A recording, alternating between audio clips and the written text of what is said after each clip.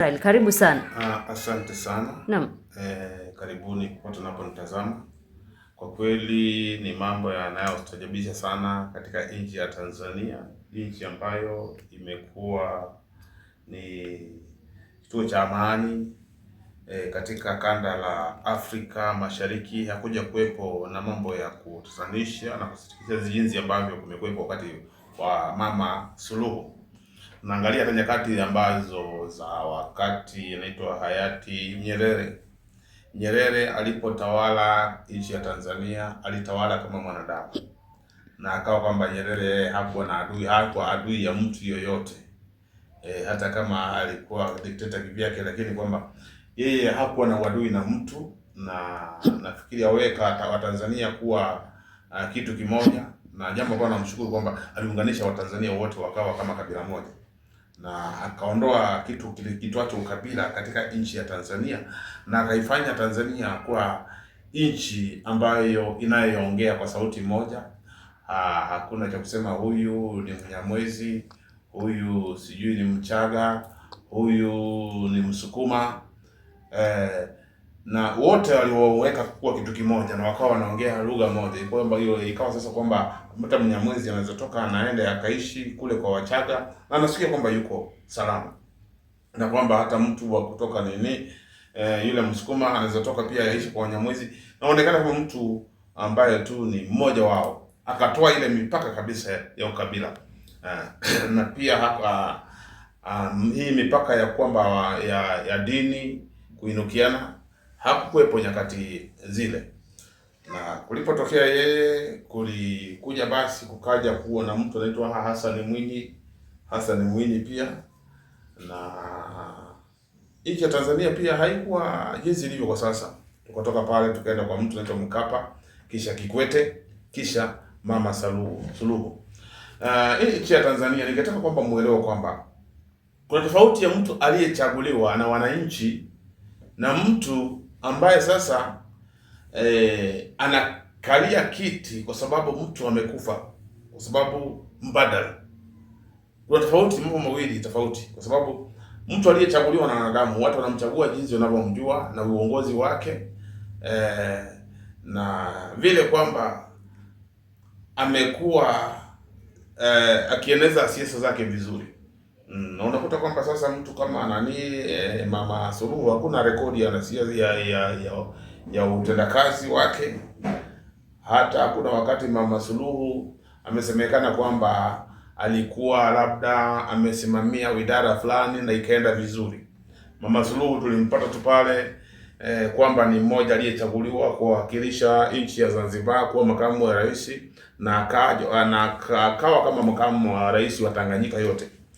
So unakuta kwamba huyu mama hakuwa na uzoefu wa uongozi, ila tu ni mtu ambaye amebandikiwa uongozi pasipo na uzoefu. Inapitia katika hali ngumu sana. Ni kama kuchukua sasa mtu ambaye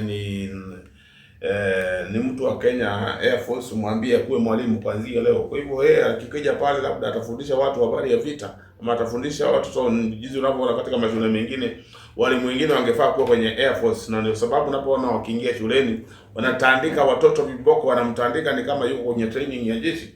So unakuta kwamba huyu mama hakuwa na uzoefu wa uongozi.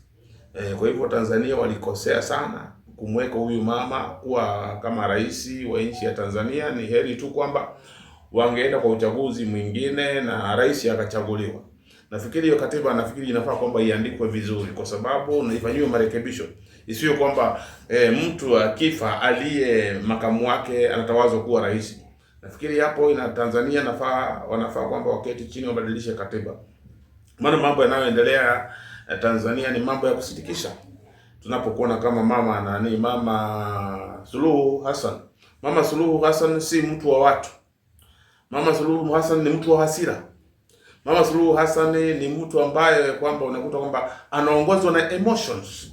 Na unakuta kwamba mtu anapoongozwa na hisia, ni mtu hatari sana, kwa sababu hisia zake nikimwambia kwamba huyu utamuua. Hisia zake kumwambia chukia huyu na chukia huyu atamchukia. Ama sasa yeye anafanya kazi kulingana na vile ambavyo anapokupenda ama vile anapokuchukia. Na unakuta kama rais anapaswa kuwa mtu wa watu wote, si wa watu wachache. lakini yeye unakuta kwamba hata uchaguzi wake tu wale ambao wameweka katika uongozi ni wale ambao wako karibu na yeye, wale ambao wanamsikia yeye, si kwamba kulingana na utendakazi, ni wale ambao wanamsikia ama wanamsifia na kumuogopa. Hao ndio watu wanaoweka pale katika uongozi. Na kama sasa hizi unapoangalia katika mawaziri wote katika nchi ya Tanzania ni vibaraka, maana hawako pale kufanyia watu kazi, wako pale ni kama vibaraka wa Mama Magufuli, na tatizo kubwa sana wanahofia kufutwa kazi. Kwa hivyo kazi wanafanya kwa sababu tu ya kwamba wako kazi, si kuwafanyia kazi wananchi. Na pia wabunge wa Tanzania kwa sasa, wabunge wa Tanzania naona kwamba wameweka masuala ya matumbo yao mbele kushinda kila kitu. Unakuta hata wanaozungumza katika bunge, sijasikia kwamba kwenye bunge la Tanzania kwamba wabunge ni wachache tu wanaozungumza masuala ambayo yanamsaidia ama yanamfaidi mwananchi, lakini wachache ni watu ambao hata hawajui mswada ni nini. Wanazungumza tu lolote ambalo limetoka kwenye mdomo wao. So katika kanda la Afrika kama Tanzania imekuwa na the worst bunge. Sasa imekuwa na the worst bunge ambaye haielewi chochote, ambaye haijoelewi utawala ni nini, ambaye hata haielewi kitu kinachoitwa nini katiba ni nini. So wanaongea tu kwa sababu ya kuongea. Naona sasa kuna hatari kubwa sana katika nchi ya Tanzania napoangalia sasa mtu kama Mama Suluhu. Mambo ambaye ameyafanya pale yamesitikisha hata ulimwengu mzima. Na hapo miongoni wa wale ambao wanaotafutwa na ICC. Maana sasa katika uongozi wake tumeona kwamba umwagikaji wa damu umekuwepo katika wingi, na ameua sana watoto ambao ni wa Gen Z, na kumekuwa na halaiki ya mauaji kule katika nchi ya Tanzania. Na saa hizi kuna wazazi ambao wanaolalamika kwamba hawajapata watoto. Ni kwamba natambia tu wazazi wale msiwatafute, kwa sababu tayari Mama Suluhu ashaua wale watoto na ashawazika tena kwenye halaiki ya makaburi. Na ni jambo la kusitikisha sana kwamba mama tunayetarajia kwamba awe na huruma, si mama mwenye huruma, ni mama ambaye amebeba roho ya kinyama na hapaswi kuwa rais. Na kile anasema kwamba Tanzania Mama Suluhu hapaswi kuwa rais. Na ninachowaambia wa Tanzania, nimesema mara mingi kwamba Mama Suluhu hataondoka pale kwa amani, hataondoka pale kwa usalama, lakini kitakachomuondoa pale litakalomuondoa pale litakuwa jambo la kusitikisha na jambo la kushangaza.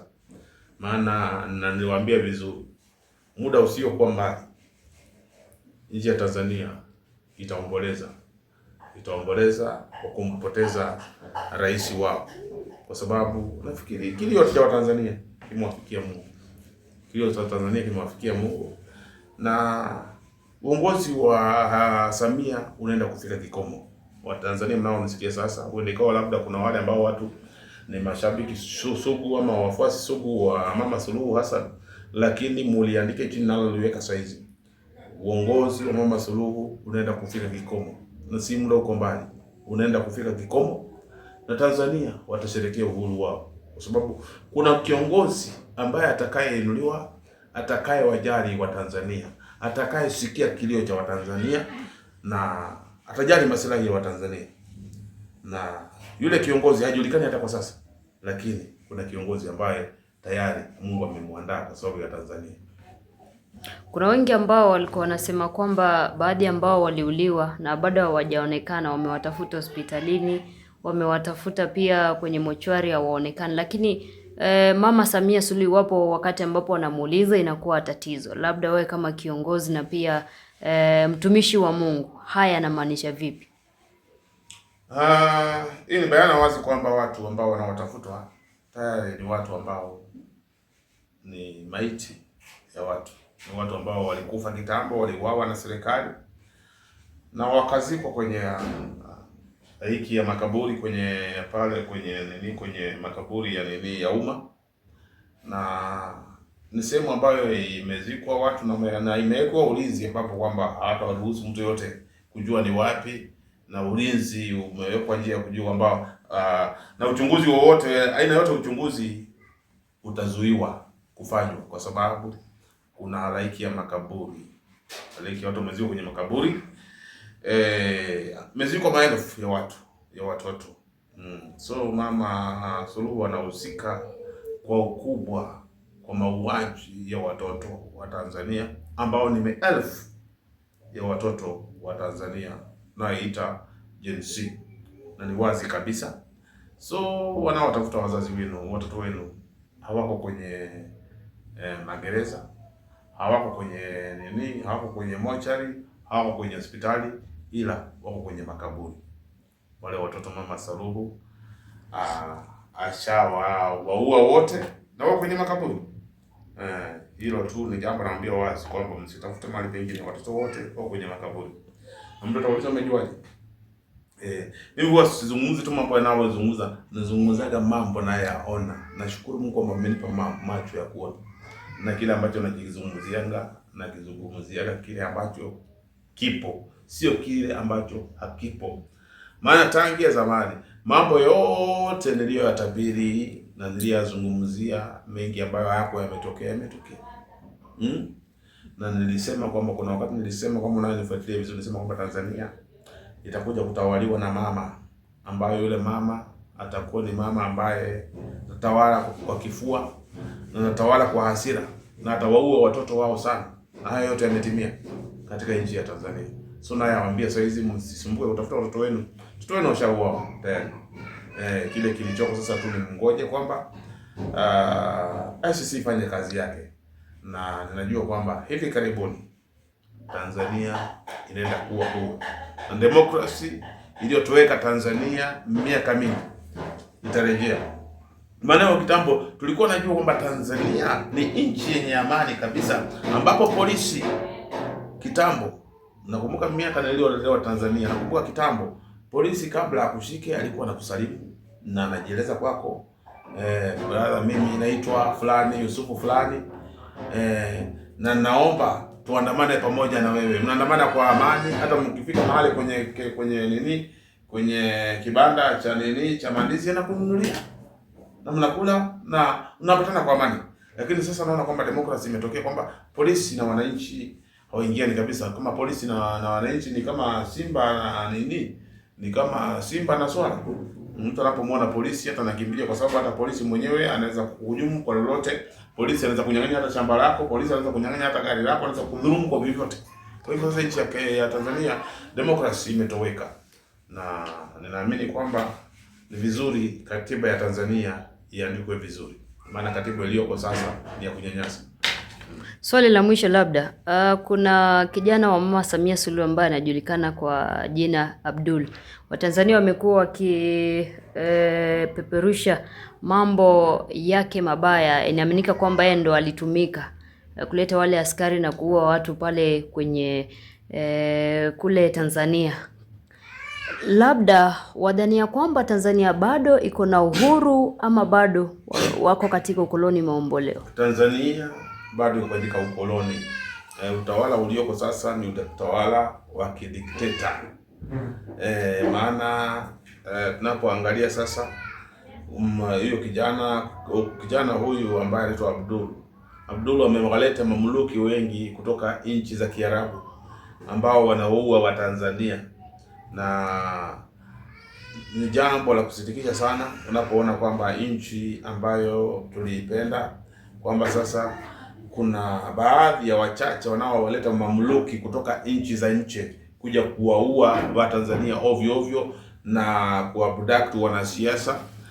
Mwanasiasa akiinuka tu kupinga Mama Suluhu mwanamuadapti na wengine hata wanauawa. So sasa hivi ukiamka tu kutaja jina la Mama Suluhu, basi wewe na kaburi hamtakuwa mbali. Kwa hivyo demokrasi katika nchi ya Tanzania imetoweka kwa kiwango kikubwa sana, sio kama Kenya. Kenya nafikiri tuko katika kiwango kingine cha juu sana, maana demokrasi katika nchi ya Kenya iko katika kiwango kikubwa. So Tanzania nafikiri wako kama miaka 30 nyuma ya demokrasi, na wanahitaji waketi chini demokrasia katika nchi ya Kenya irejee na katiba iandike vizuri.